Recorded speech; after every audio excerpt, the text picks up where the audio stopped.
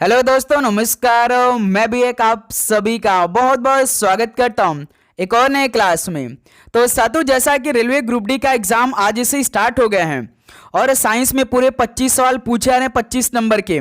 तो आज की इस क्लास में साइंस के पूरे 100 सवालों को देखने वाले हैं। आपके फिजिक्स के, केमिस्ट्री के और बायोलॉजी के जो सबसे इंपॉर्टेंट क्वेश्चन है और जो बार बार रिपीट हो रहे हैं सवाल, उन्हीं सवालों को आज की इस क्लास में डिस्कस करेंगे।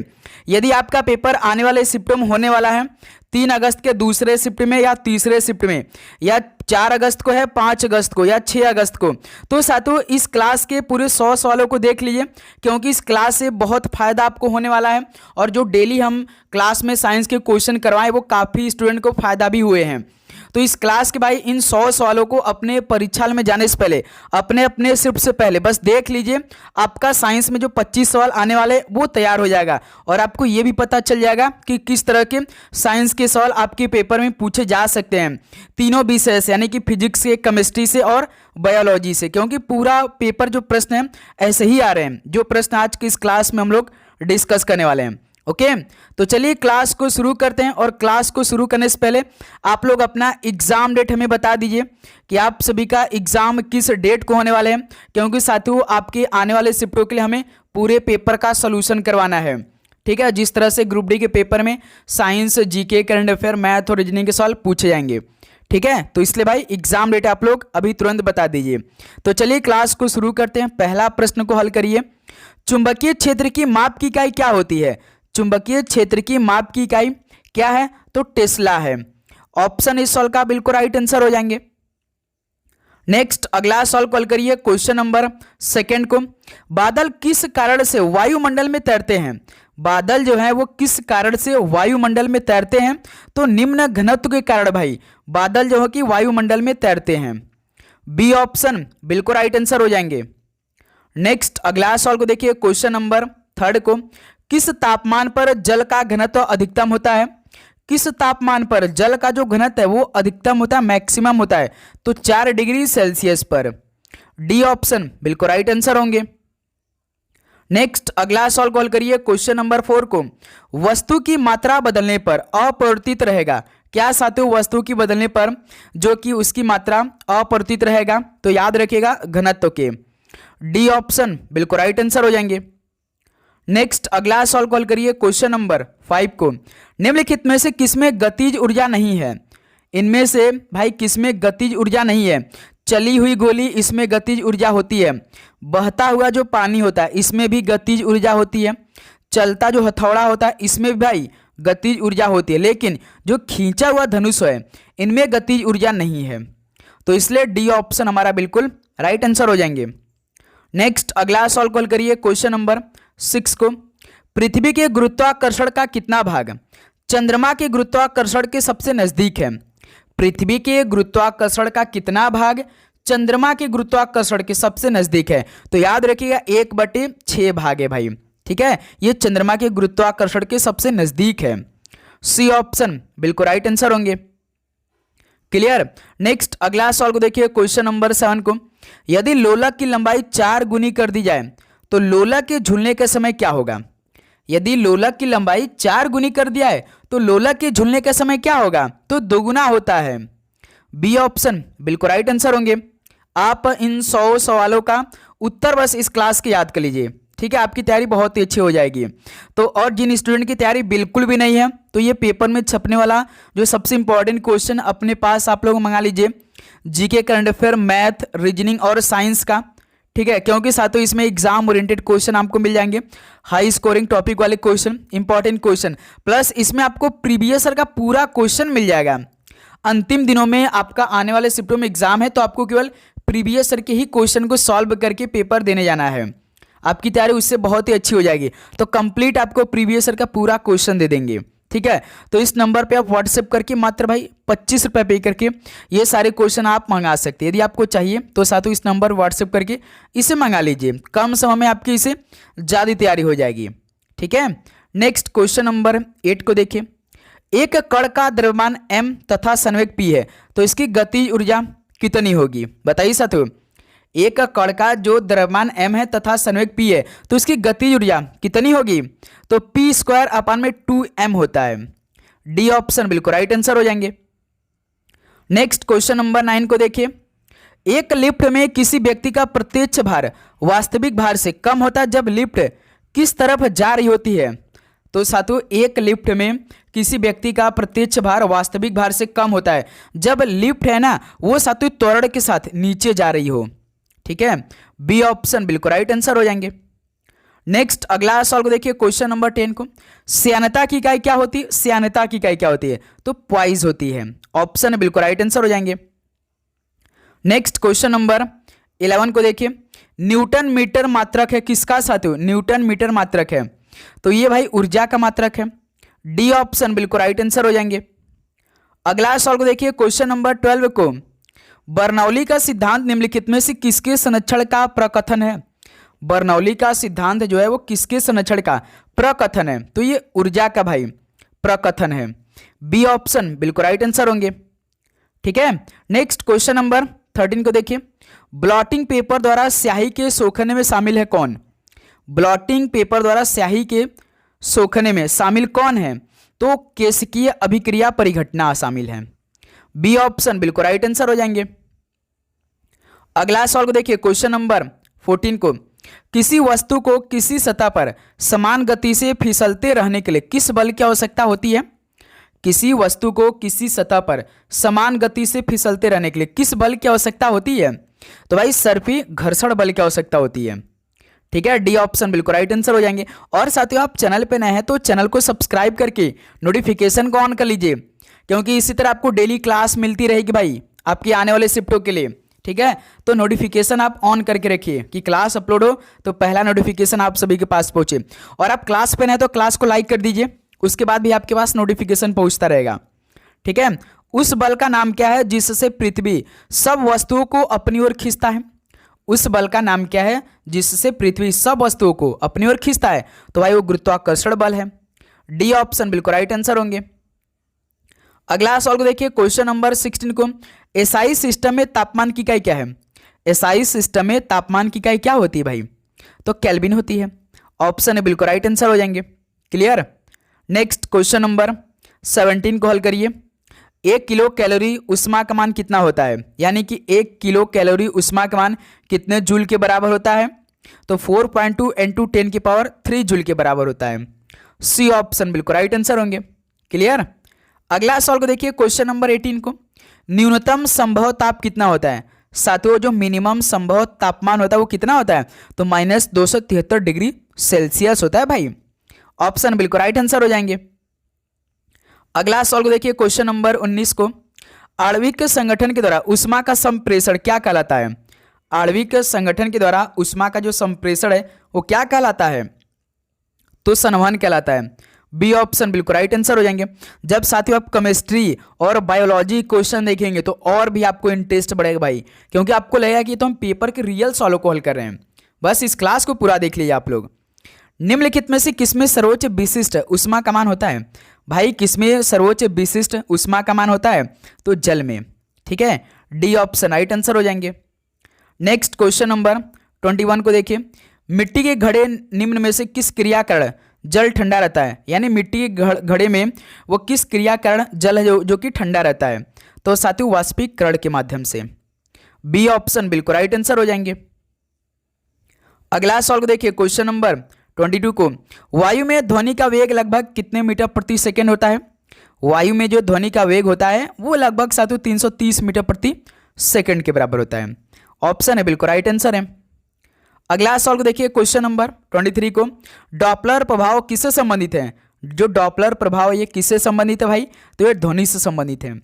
ऑप्शन है बिल्कुल राइट आंसर हो जाएंगे।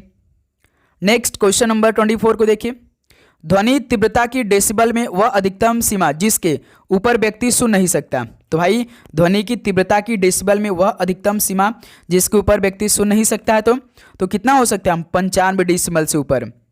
डी ऑप्शन बिल्कुल राइट आंसर होंगे। अगला सवाल को देखिए, क्वेश्चन नंबर 25 का राइट आंसर क्या होगा? प्रतिध्वनि तरंगों के किसके कारण उत्पन्न होती है? प्रतिध्वनि तरंगों के भाई परावर्तन के कारण उत्पन्न होती है।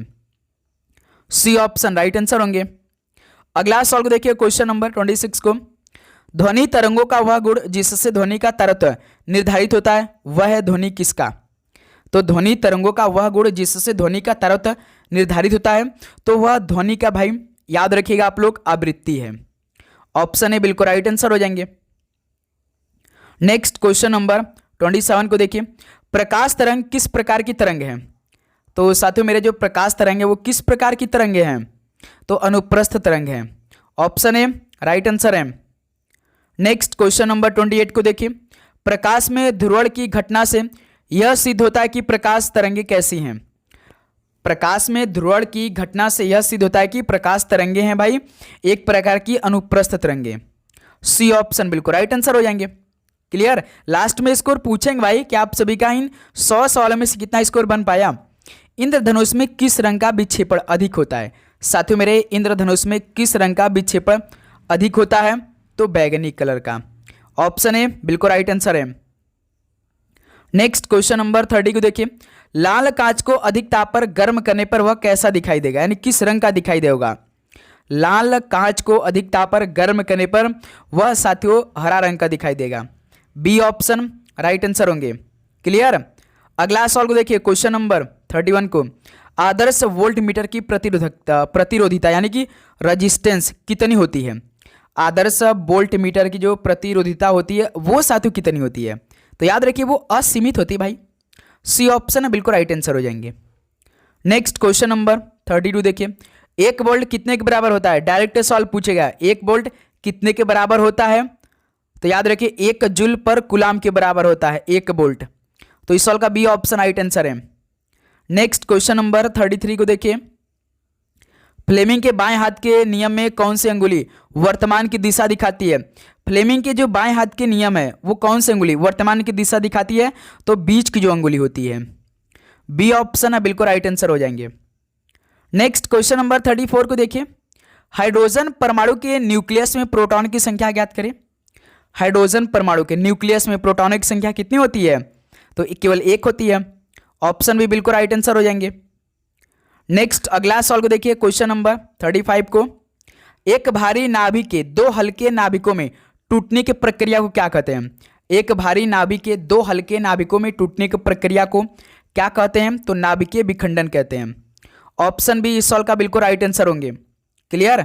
नेक्स्ट क्वेश्चन नंबर 36 को देखिए, पदार्थ की चतुर्थ अवस्था कौन सी है? पदार्थ की चतुर्थ अवस्था वो कौन सी है? तो प्लाज्मा उसे कहते हैं। ऑप्शन सी बिल्कुल राइट आंसर होंगे। क्लियर? भाई आप लोग अपना एग्जाम डेट जरूर बताइएगा, ठीक है। यम कोश में अधिकतम कितने इलेक्ट्रॉन हो सकते हैं? यम कोश में अधिकतम कितने इलेक्ट्रॉन हो सकते हैं? तो भाई आपको याद है ना 18 हो सकते हैं एम कोश में अधिकतम electron. Option A right answer है। नेक्स्ट क्वेश्चन नंबर 38 को हल करिए, किसी तत्व का सर्वाधिक मौलिक अभिलक्षण निम्नलिखित में से कौन सा है? किसी तत्व का सर्वाधिक मौलिक अभिलक्षण कौन सा है? तो परमाणु क्रमांक है। ऑप्शन बी राइट आंसर है। नेक्स्ट अगला सवाल को देखिए, क्वेश्चन नंबर 39 को, कार्बन के कुल कितने प्राकृतिक समस्थानिक होते हैं? कार्बन के कुल कितने प्राकृतिक समस्थानिक होते हैं? तो पूरे 3 होते हैं भाई। ऑप्शन ए राइट आंसर है। नेक्स्ट क्वेश्चन नंबर 40 को देखिए, वे आयन जिनमें इलेक्ट्रॉनों की संख्या समान होती है क्या कहलाते हैं? तो साथियों मेरे वे आयन जिनमें इलेक्ट्रॉनों की संख्या समान होती है क्या कहलाते हैं? तो सम इलेक्ट्रॉनिक कहलाते हैं। डी ऑप्शन बिल्कुल राइट आंसर हो जाएंगे। नेक्स्ट क्वेश्चन नंबर 41 को देखिए, लोहे पर जंग लगना किसका उदाहरण है? लोहे पर जंग लगना ये किसका उदाहरण है भाई? तो ऑक्सीकरण का उदाहरण है। ऑप्शन है बिल्कुल राइट आंसर हो जाएंगे। नेक्स्ट क्वेश्चन नंबर 42 को देखिए, मनुष्य के खून का पीएच कैसा होता है? तो साथियों मनुष्य के खून का पीएच कैसा होता होगा? तो कम क्षारीय होता है। ऑप्शन सी बिल्कुल राइट आंसर है। नेक्स्ट क्वेश्चन नंबर 43 को देखिए भाई, मिल्क ऑफ मैग्नीशिया का पीएच मान कितना होता है? साथियों मेरे मिल्क ऑफ मैग्नीशिया का जो पीएच मान होता है वो लगभग कितने के बराबर होता है? तो 10 होता है भाई। सी ऑप्शन बिल्कुल राइट आंसर होंगे। नेक्स्ट क्वेश्चन नंबर 44 को देखिए, किसी भी उदासीन बिलियन के पीएच का मान कितना होगा? किसी भी उदासीन बिलियन के पीएच का मान कितना होगा? तो 7 होगा। डी ऑप्शन बिल्कुल राइट आंसर होंगे। क्लियर? नेक्स्ट क्वेश्चन नंबर 45 को देखिए, तेलों के हाइड्रोजनीकरण में प्रयुक्त उत्प्रेरक कौन से हैं? तेलों के हाइड्रोजनीकरण में प्रयुक्त उत्प्रेरक कौन से हैं? तो निकल होते हैं भाई। तो इस सवाल का बी ऑप्शन बिल्कुल राइट आंसर हो जाएंगे। क्लियर। नेक्स्ट क्वेश्चन नंबर 46 को देखिए, जल गैस यानी कि वाटर गैस किसका संयोजन है? दोस्त मेरे, जो जल गैस होते हैं वो किसका संयोजन होते हैं, ये सवाल आप सभी से पूछ रहे हैं। तो याद रखिएगा, कार्बन मोनोऑक्साइड का और H2 का भाई ये संयोजन होते हैं। तो सी ऑप्शन बिल्कुल राइट आंसर होंगे। क्लियर। अगला सवाल को देखिए, क्वेश्चन नंबर 47 को भाई, निम्नलिखित में से किस पर एक आधुनिक आवर्त सारणी आधारित है? भाई किस पर एक आधुनिक आवर्त सारणी आधारित है? तो याद रखिएगा आप लोग, परमाणु संख्या पर आधारित है। बी ऑप्शन बिल्कुल राइट आंसर होंगे। नेक्स्ट क्वेश्चन नंबर 48 को देखिए, धोने का सोडा किसका प्रचलित नाम है? तो साथियों, धोने का सोडा किसका प्रचलित नाम है? तो सोडियम कार्बोनेट का प्रचलित नाम है भाई धोने का सोडा जो है। सी ऑप्शन बिल्कुल राइट आंसर है। क्लियर। नेक्स्ट क्वेश्चन नंबर 49 को देखिए, अनबुझा चूना यानी कि क्विक क्लाइम का रासायनिक सूत्र क्या है? साथियों मेरे, अनबुझा चूना का रासायनिक सूत्र इनमें से क्या है, बताइए आप लोग। तो भाई CaO है यानी कि कैल्शियम ऑक्साइड है। ऑप्शन है बिल्कुल राइट आंसर है। अगला सवाल को देखिए, क्वेश्चन नंबर 50 को, तो प्लास्टर ऑफ पेरिस किसका बना होता है? प्लास्टर ऑफ पेरिस जो होता है वो किसका बना होता है? तो जिप्सम का बना होता है ना। सी ऑप्शन बिल्कुल राइट आंसर हो जाएंगे। क्वेश्चन नंबर 51 को देखिए, निम्न में से कौन लौह धातु का एक अयस्क है? तो साथियों कौन इनमें से लौह धातु का एक अयस्क है? तो साथियों हेमेटाइट है।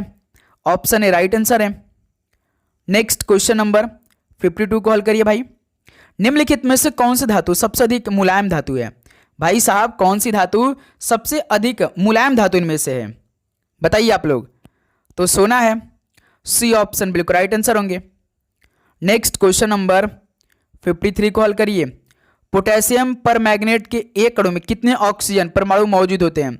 पोटेशियम परमैंगनेट के एक अणु में कितने ऑक्सीजन परमाणु मौजूद होते हैं? तो पूरे 4 भाई। बी ऑप्शन राइट आंसर होंगे। नेक्स्ट क्वेश्चन नंबर 54 देखिए, किसका गलनांक बहुत ही निम्न होता है? दोस्त मेरे, किसका गलनांक बहुत ही निम्न होता है? तो याद रखिए, गैलियम का गलनांक बहुत ही निम्न होता है। डी ऑप्शन बिल्कुल राइट आंसर हो जाएंगे। ठीक है भाई, आप लोग क्लास को जरूर सब्सक्राइब करके नोटिफिकेशन को ऑन करेंगे। ठीक है, कि क्लास अपलोड हो तो पहला नोटिफिकेशन आप सभी के पास पहुंच सके। डेली क्लास का जो आपके आने वाले 25 अगस्त तक क्लास चलने वाली है। कौन सा तत्व बेकिंग सोडा घटक नहीं है? तो साथियों कौन सा तत्व बेकिंग सोडा घटक नहीं है? तो कैल्शियम भाई, ये बेकिंग सोडा का घटक नहीं है। तो बी ऑप्शन राइट आंसर है। अगला सवाल को देखिए, क्वेश्चन नंबर 56 को, धातु ऑक्साइड का स्वरूप कैसा होता है? धातु ऑक्साइड का स्वरूप कैसा होता है मेरे दोस्त? तो याद रखिएगा, क्षारीय होता है। डी ऑप्शन बिल्कुल राइट आंसर होंगे। क्वेश्चन नंबर 57 को देखिए, सभी एसिड धातु से अभिक्रिया कर कौन सी गैस उत्पन्न करते हैं? सभी एसिड धातु से अभिक्रिया कर कौन सी गैस को उत्पन्न करते हैं? तो दोस्त मेरे याद रखिए, हाइड्रोजन गैस उत्पन्न करते हैं। सी ऑप्शन राइट आंसर हो जाएंगे। अगला सवाल को देख लीजिए, क्वेश्चन नंबर 58 को, निम्नलिखित में से कौन सी उत्कृष्ट गैस नहीं है? तो साथियों कौन सी उत्कृष्ट गैस इनमें से नहीं है? तो हाइड्रोजन, ये उत्कृष्ट गैस नहीं है भाई। ऑप्शन ए बिल्कुल राइट आंसर होंगे। नेक्स्ट क्वेश्चन नंबर 59 को देखिए, वनस्पति घी के औद्योगिक उत्पादन में कौन सी विधि काम में लाई जाती है? वनस्पति घी के औद्योगिक उत्पादन में कौन सी विधि काम में लाई जाती है? तो भाई अपचयन। बी ऑप्शन बिल्कुल राइट आंसर हो जाएंगे। क्वेश्चन नंबर 60 को देखिए, एसिटिक अम्ल के एक अणु में कितने ऑक्सीजन परमाणु होते हैं? एसिटिक अम्ल के एक अणु में कितने ऑक्सीजन परमाणु होते हैं? तो पूरे साथियों 2। ऑप्शन ए इस सवाल का राइट आंसर हो जाएंगे। अगला सवाल को देखिए, क्वेश्चन नंबर 61 को, डैश जीव विज्ञान की एक शाखा है जिसमें कवक का अध्ययन किया जाता है? तो वो साथी कौन सा है? माइकोलॉजी है। जीव विज्ञान की एक शाखा है माइकोलॉजी, जिसमें कवक का अध्ययन किया जाता है। ऑप्शन सी राइट आंसर हो जाएंगे। अगला सवाल को देखिए, क्वेश्चन नंबर 62 को, निम्नलिखित में से कौन सर्वाधिक संख्या में पाए जाते हैं? साथियों मेरे, कौन सर्वाधिक संख्या में पाए जाते हैं? तो जीवाणु भाई। ऑप्शन सी सवाल का राइट आंसर हो जाएंगे। नेक्स्ट क्वेश्चन नंबर 63 को देखिए, पादप जगत में निम्नलिखित व्यष्टियों में से कौन सा मुख्यतः जलीय है? पादप जगत में व्यष्टियों में से कौन सा मुख्यतः भाई जलीय है? तो याद रखिए, वो शैवाल है। ऑप्शन बी सवाल का राइट आंसर हो जाएंगे। क्लियर। नेक्स्ट क्वेश्चन नंबर 64 को देखिए, शैवालों की कोशिका भित्ति किसकी बनी होती है? शैवालों की कोशिका भित्ति जो है वो किसकी बनी होती है? तो सेलुलोज की बनी होती है। ऑप्शन सी सवाल का राइट आंसर हो जाएंगे। नेक्स्ट क्वेश्चन नंबर 65 को हल करिए। निम्न में कौन सा सहजीवी नाइट्रोजन यौगिकीकरण जीवाणु है? तो कौन सा सहजीवी नाइट्रोजन यौगिकीकरण जीवाणु है? तो भाई याद रखिएगा राइजोबियम है। ऑप्शन ए राइट आंसर है। नेक्स्ट अगला सवाल को देखिए, क्वेश्चन नंबर 66 को। फूल गोभी में पौधे का उपयोग भाग कौन सा होता है? फूल गोभी में पौधे का उपयोगी भाग कौन सा होता है? तो ताजा पुष्प जो समूह होते हैं भाई। डी ऑप्शन राइट आंसर हो जाएंगे। क्वेश्चन नंबर 67 को देखिए, गुद्देदार थैलेमस किसमें भाई खाने योग्य होता है? गुद्देदार थैलेमस जो खाने योग्य होता है वो किसमें होता है? आम में, संतरा में, टमाटर में, सेब में? तो सेब में होते हैं। ऑप्शन डी राइट आंसर हो जाएंगे। क्लियर। नेक्स्ट क्वेश्चन नंबर 68 को देखिए, निम्न में से कौन एक पत्ती का भाग है? तो साथियों कौन सा एक पत्ती का भाग है? ऑप्शन देखिए, तो पेटियोल भाई एक पत्ती का भाग है। सी ऑप्शन राइट आंसर हो जाएंगे। नेक्स्ट क्वेश्चन नंबर 69 को देखिए, निम्नलिखित में से किसमें प्रोटीन का सबसे अधिक स्रोत पाया जाता है? तो साथियों मेरे किसमें प्रोटीन का सबसे अधिक स्रोत पाया जाता है? तो सोयाबीन में। डी ऑप्शन बिल्कुल राइट आंसर हो जाएंगे। नेक्स्ट क्वेश्चन नंबर 70 को देखिए, पौधों की वृद्धि के लिए कितने आवश्यक तत्वों की जरूरत होती है? पौधों की वृद्धि के लिए कितने आवश्यक तत्वों की जरूरत होती है? तो पूरे याद रखिए 16 तत्वों की आवश्यकता होती है। ऑप्शन सी राइट आंसर हो जाएंगे। नेक्स्ट क्वेश्चन नंबर 71 को देखिए, पौधे किस प्रक्रिया के द्वारा हवा में पानी छोड़ते हैं भाई? पौधे किस प्रक्रिया के द्वारा हवा में पानी छोड़ते हैं? तो वाष्पोत्सर्जन प्रक्रिया के द्वारा। ऑप्शन ए राइट आंसर हो जाएंगे। नेक्स्ट क्वेश्चन नंबर 72 को देखिए, पौधों की लंबाई में वृद्धि के लिए आवश्यक कौन सा नहीं है भाई? भाई पौधों की लंबाई में वृद्धि के लिए आवश्यक कौन सा नहीं है? देखिए भाई सोडियम की आवश्यकता नहीं होती भाई पौधों की लंबाई में वृद्धि के लिए। ऑप्शन इस सॉल्व राइट आंसर हो जाएंगे। 73 क्वेश्चन नंबर को हल करिए, निम्नलिखित में से कौन सबसे बड़ा कोशिकांग है? सबसे बड़ा कोशिकांग कौन सा है? तो प्लास्टिड है। ऑप्शन सी राइट आंसर है। नेक्स्ट क्वेश्चन नंबर 74 को देखिए, पादप कोशिकाओं के सबसे बाहरी आवरण क्या कहलाता है? साथियों मेरे पादप कोशिकाओं का सबसे बाहरी आवरण क्या कहलाता है? तो कोशिका भित्ति कहलाता है। ऑप्शन बी सॉल्व का राइट आंसर हो जाएंगे। क्लियर। अगला सवाल को देखिए, क्वेश्चन नंबर 75 को, प्लाज्मा में जल का प्रतिशत कितना होता है? प्लाज्मा में जल का प्रतिशत कितना होता है? तो 90%। डी ऑप्शन बिल्कुल राइट आंसर हो जाएंगे। नेक्स्ट क्वेश्चन नंबर 76 को देखिए, शर्करा में मौजूद खाद्य घटक क्या होता है? शर्करा में मौजूद जो खाद्य घटक है वो क्या होता है भाई? तो याद रखिए कार्बोहाइड्रेट होता है। ऑप्शन सी राइट आंसर हो जाएंगे। नेक्स्ट क्वेश्चन नंबर 77 को देखिए, निम्नलिखित में से कौन सा विटामिन पोषक तत्व नवजात शिशु के मस्तिष्क और रीढ़ की हड्डी के प्रमुख जन्म दोषों को रोकता है? भाई साहब कौन सा विटामिन या पोषक तत्व नवजात शिशु के मस्तिष्क और रीढ़ की हड्डी के प्रमुख जन्म दोषों को रोकता है? तो वो साथियों कौन सा है? तो फोलिक अम्ल है वो। डी ऑप्शन बिल्कुल राइट आंसर होंगे। नेक्स्ट क्वेश्चन नंबर 78 को देखिए, जब भोजन ग्लूकोज का विघटन ऑक्सीजन के उपयोग के बिना होता है तो इसे क्या कहते हैं? जब भोजन का विघटन ऑक्सीजन के उपयोग के बिना होता है तो इसे क्या कहते हैं? तो अवायवीय श्वसन कहते हैं। डी ऑप्शन इस सवाल का राइट आंसर हो जाएंगे।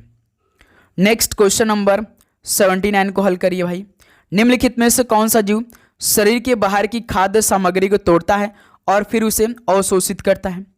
कौन सा जीव शरीर के बाहर की खाद्य सामग्री को तोड़ता है और फिर उसे अवशोषित करता है? तो साथ वो खमीर है। ऑप्शन सी राइट आंसर है। क्लियर।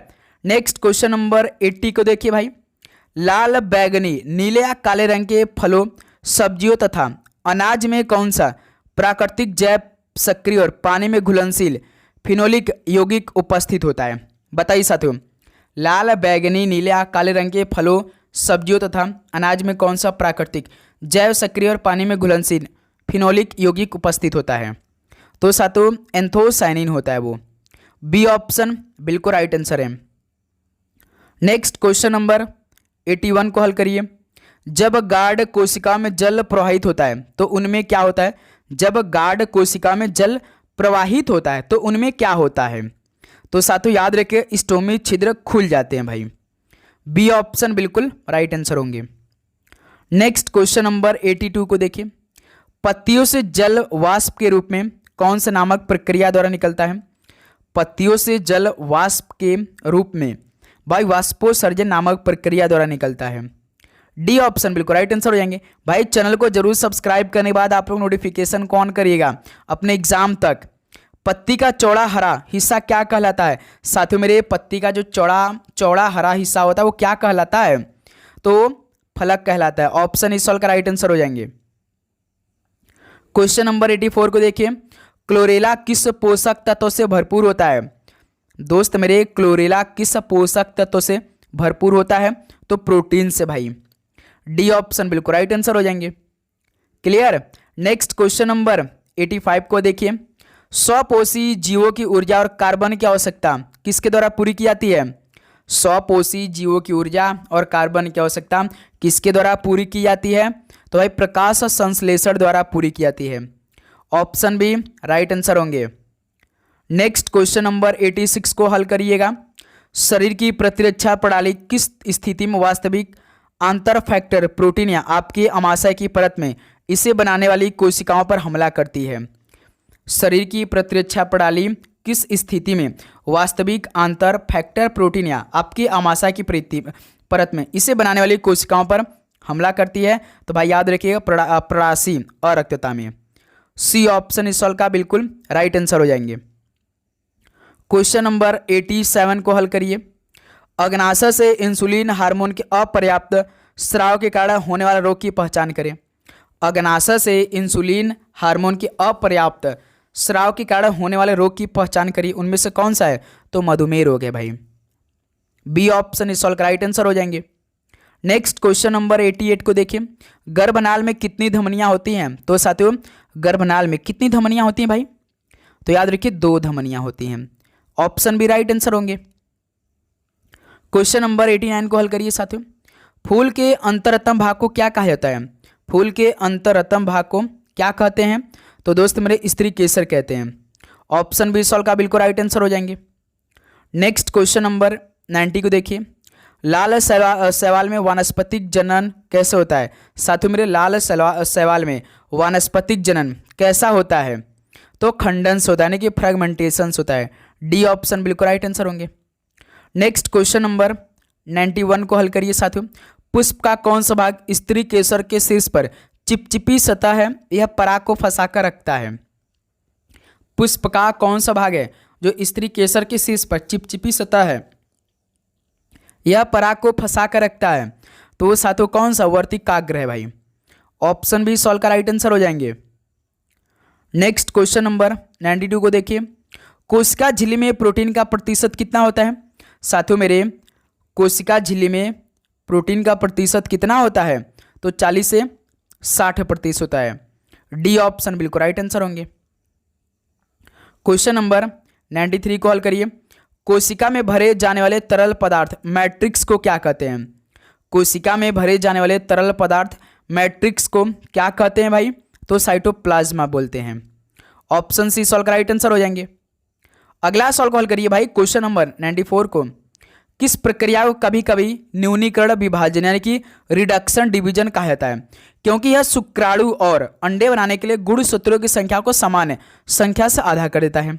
बताइए साथियों किस प्रक्रिया को कभी कभी न्यूनीकरण विभाजन यानी कि रिडक्शन डिवीजन कहा जाता है? क्योंकि साथियों यह शुक्राणु और अंडे बनाने के लिए ना गुणसूत्रों की संख्या को समान संख्या से आधा कर देता है।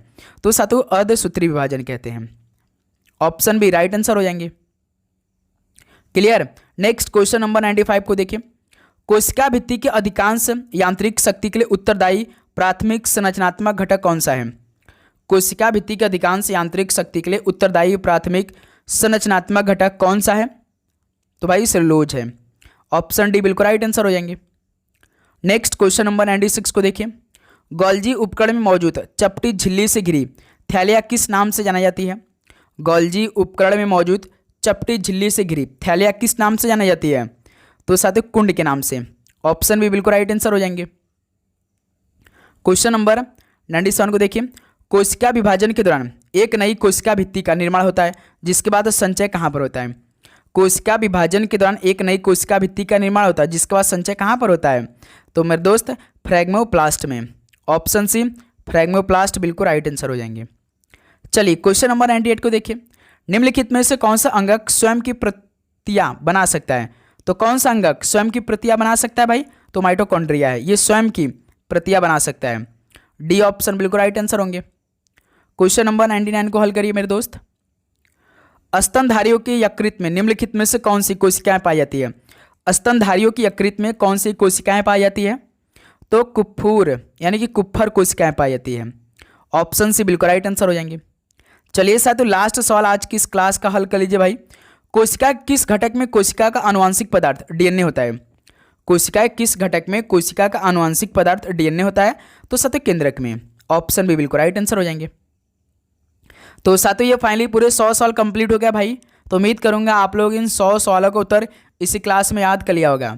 यदि साथियों आपको किसी भी सवाल पे डाउट है तो कमेंट बॉक्स में जरूर बताइएगा। और भाई आप लोग अपना एग्ज़ाम डेट हमें ज़रूर बता दीजिए कि आप सभी का एग्ज़ाम किस डेट को होने वाले हैं। लगातार साथियों इसी तरह क्लास आने वाली है आपके पूरे 25 अगस्त तक, जब तक कि आपका पेपर समाप्त नहीं हो जाता है। ठीक है मेरे दोस्त, तो इसलिए आप चैनल को जरूर सब्सक्राइब करके नोटिफिकेशन को ऑन करेंगे। तो उम्मीद करूँगा क्लास आपको बेस्ट लगा होगा भाई, तो लाइक जरूर करिएगा। ओके, तो चलिए साथियों पूरे दिन के पेपर के एनालिसिस पर एक रात में आपका नया पूरा पेपर आएगा, उसको जरूर हल करिएगा आप लोग। ठीक है, तो आप सभी को एग्जाम के लिए best of luck. God bless you भाई, पढ़ते रहिए। जय हिंद, वंदे मातरम।